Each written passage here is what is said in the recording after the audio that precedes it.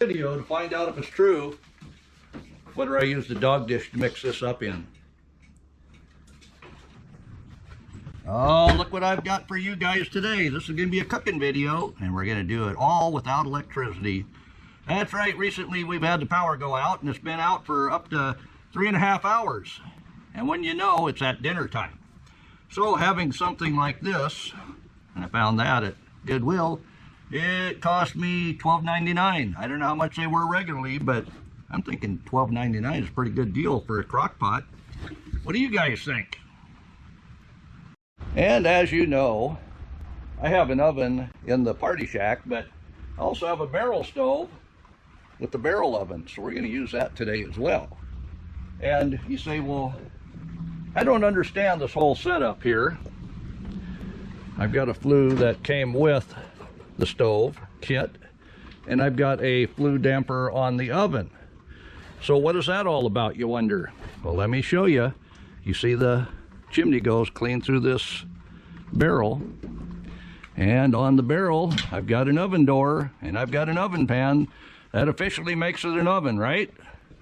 I've got a temperature gauge on the top to tell what the hot smoke is, and I've got a temperature gauge what's inside the oven for a temperature. So let me show you how that chimney works. So I have a chimney piece of pipe with a damper in it, and that damper shows the direction of the damper inside. You see it? So that's open and that's closed. So the lever shows it open, and then to close it, I can turn it. But inside that barrel, I have it cut out, such as this, where it's cut out above the damper and below the damper. Why is that important? Well, when the stove is just getting lit, all the gases go straight up. Yeah, some can go into the barrel and back out again, but the heating convection of it wants it to go straight up. So when the damper is open, that plate inside, it just lets the smoke go straight up. But when you close it, the damper covers that area, and the smoke has to go in the bottom and has to come out the top. Well, as it goes in, it heats up that barrel. And when that barrel heats up, that oven heats up. So basically, that's the science behind it. Got it? But if you still have questions on how that works inside that barrel, go ahead and leave it in the comments. Of course, what I used for the inner part of the oven to keep the smoke out of your food, this is one of those stainless pots that you would use at harvest time for cooking your apples down, your tomatoes down into a canning mush that you would can it. And you can see it's not very deep, so I had to take a dollar store cookie sheet and cut it to where I could put it inside. But also, I found I could get a muffin tin in there if I bent the edges, and you see it holds it up, making wonderful muffins. And since we're baking in this, we'll be using this muffin pan. So how does this work? Well, it works pretty much just like any crock pot. It has heat down inside, and you're able to adjust the flame. Obviously, I had to clean this out a little bit because even at Goodwill they hadn't cleaned it very well before they took it in. I think they possibly didn't have enough liquid in whatever the heck they were making, and they left a couple of stains on the bottom. I cleaned it out. But we're going to go over how one of these might be beneficial for you to have during a power outage. What I'm going to cook takes a while to cook, so we're going to see just how well that works. So on the bottom, you unhook the gas cylinder regulator, And you're going to have to screw it on to the stove here, and you see there's a red button for igniting it. We'll get this in place, put a green bottle on it, and we'll see if it lights up. What do you guys think? Is it going to light up? Well, I turned the light off. Can you see that? Yeah, there you go. See the flame? That's on high. So this is acting like a crock pot. It's not going to bake your food, but that being on high, and that's all the flame I get, I think it's going to work great for a crock pot. What do you think? Leave it in the comments. So you wonder what's going to take so long, and we're going to use the crock pot for? Oh yeah, beans and ham hock. Oh yeah, we got us a big chunk of meat there. That'll make it good. But we'll go ahead, leave it on high until we show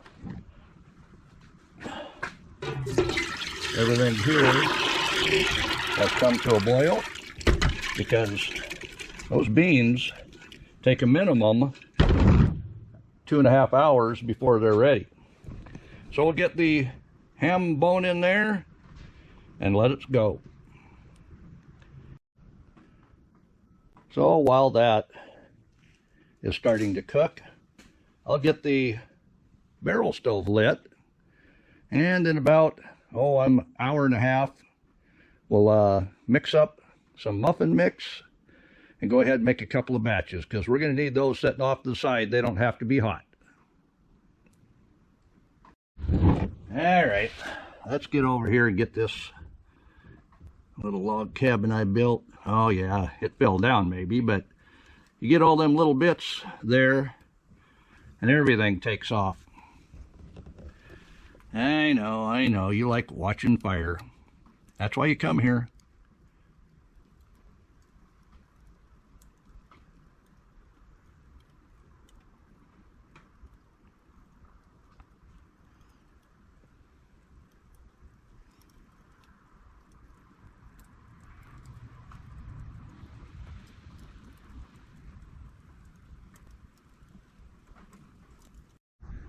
So just in case you wondered, how do you know it's still lit?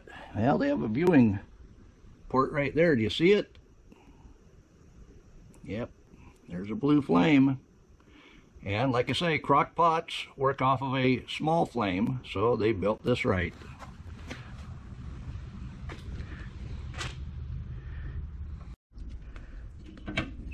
So I've got a good fire lit.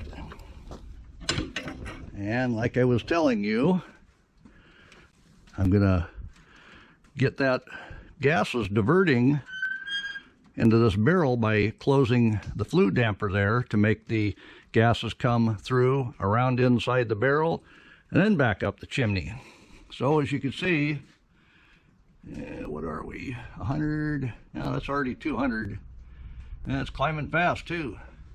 Just sitting there open, you get up to 200 degrees. We're already to 250 and climbing to 300. Obviously, the temperature inside the oven hasn't started to change yet. But like I say, this one up here is the smoke temperature.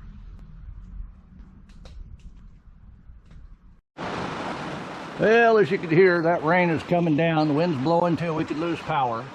But I did want to show you how I get out the building with this barrel stove. You see there, that's a Christmas tin. I'll zoom in on it there. You see I cut a hole in the top, I cut a hole, same hole in the bottom. This way I have what's called a chimney jack, where anything around it will stay nice and cool. But I just turned that down. We are officially cooking. Everything's good and hot. So give that a stir now and again. It's got a couple more hours. It can sit there. We'll go ahead and get that chimney stove hot. The oven, I just put more wood in. I let the fire go down. But we're going to bring that temperature right back up and go ahead and start baking our cornbread. So I just threw more wood in, and it didn't take long We're almost 300 degrees. We want to get up to 400 if we can to do those muffins. So while that's still climbing, of course you can see the temperature there of the smoke is a temperature that the oven gets to. So we'll make sure we got a good hot fire going, get that up to 400 degrees.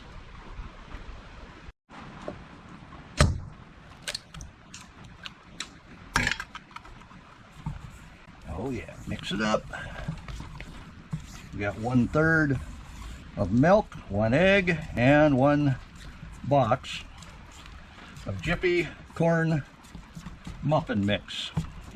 That'll make 6 of those muffins in a cupcake pan. We'll get that all stirred in and into that pan. Because our oven is getting close. It's at 350 and the gas temperature is at 450. So this is going to keep climbing. Even though we're out in the shop, I'm trying to keep everything nice and clean here. And I've got a pre-greased pan.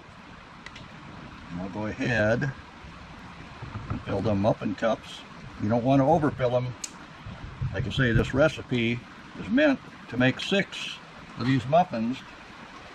So you only fill the pan, each one of the dividers, just a little bit over halfway. Because it will raise up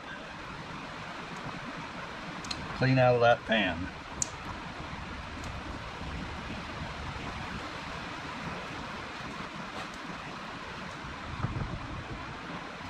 I'll get these filled up and I'll be right back with you.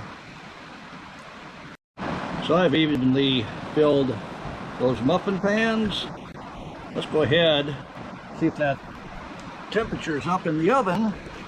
And if it is, oh lordy, we're past 400. That's good. Let's get them in. That'll cool off the oven a little bit. Yes, that is an IKEA wrench that holds that closed, but that'll fit right in the middle. Get that door closed and that latch on. Oh yeah. And just doing that, we dropped down about 100 degrees, but our gas temperature looks like it's 575. So this is gonna, in 15 minutes, when I'm taking that out, that'll probably be above 400 again. Well, it's almost been 15 whole minutes. Let's take a look. I told you they would puff up. We'll give it another 5 minutes. Just because the temperature started to drop. I guess throw some more wood in before we do our next batch. All right, we're to temperature, second batch going in. Just that easy.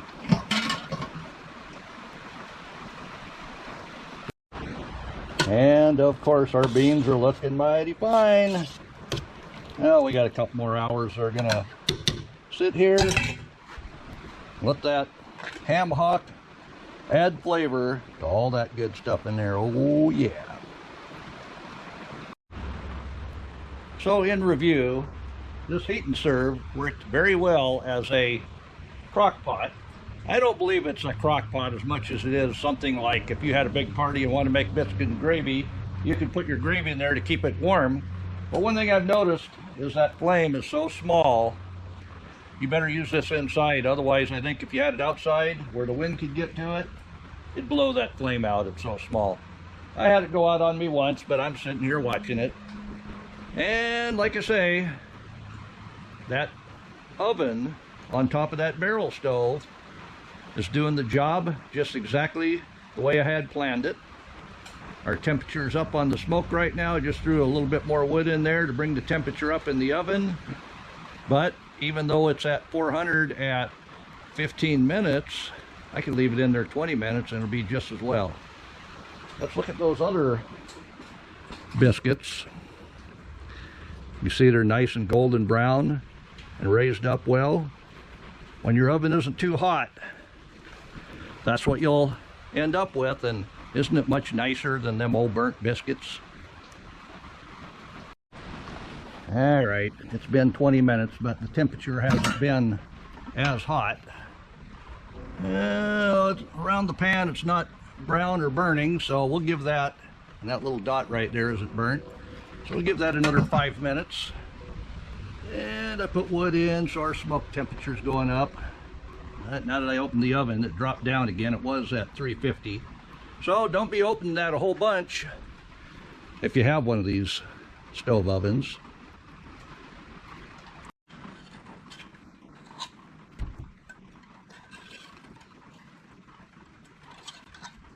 Oh yeah, there you go, that's how to do her. So that's 12 of them. That should be enough for everybody. Oh yeah. So in review, we're all eating on everything that we made, and the one thing I know, they're gonna watch this video to find out if it's true, whether I use the dog dish to mix this up in. Extra flavor.